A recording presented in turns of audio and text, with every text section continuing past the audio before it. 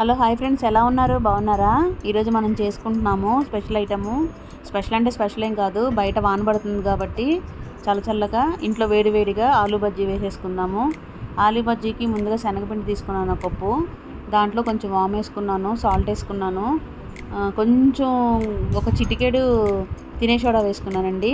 ఇవి మంచిగా కలిపేసేసుకున్న తర్వాత ఆలూని చక్కగా సన్నగా స్లైసెస్ లాగా కట్ చేసేసుకున్న తర్వాత 1 by 1 వేసుకున్నాను. ఆయిల్ హీట్ ఎక్కిన తర్వాత వేసేసుకుంటున్నాను. చూసారా ఎంత మంచిగా పొంగుతున్నాయో? అంటే కొంచెం సోడా ఉప్పు వేసాం కాబట్టి ఎక్కువ వేసుకోకూడదు, కొంచెం ఒక చిటికెడు వేసుకుంటే సరిపోతుంది, బాగా పొంగుతాయి.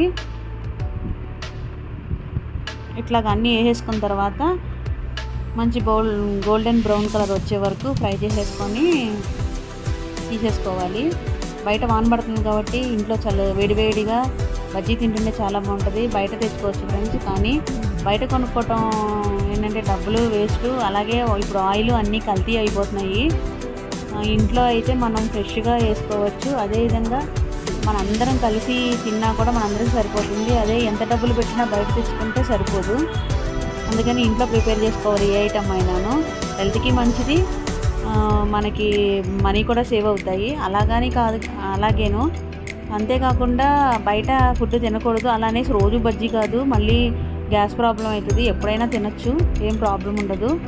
ఎందుకంటే ఇట్లాగా చల్లగా ఉన్నప్పుడు ఏదన్నా వేడివేడి ఐటమ్ తినాలనిపిస్తుంది కాబట్టి ఇట్లా వేసుకోవచ్చు. అలాగే ఆలూ బజ్జీ వేసుకోవచ్చు, అరటికాయ బజ్జీ వేసుకోవచ్చు, ఎగ్గు బజ్జీ వేసుకోవచ్చు. ఇట్లాగా చాలా రకాల బజ్జీస్ వేసుకోవచ్చు ఫ్రెండ్స్.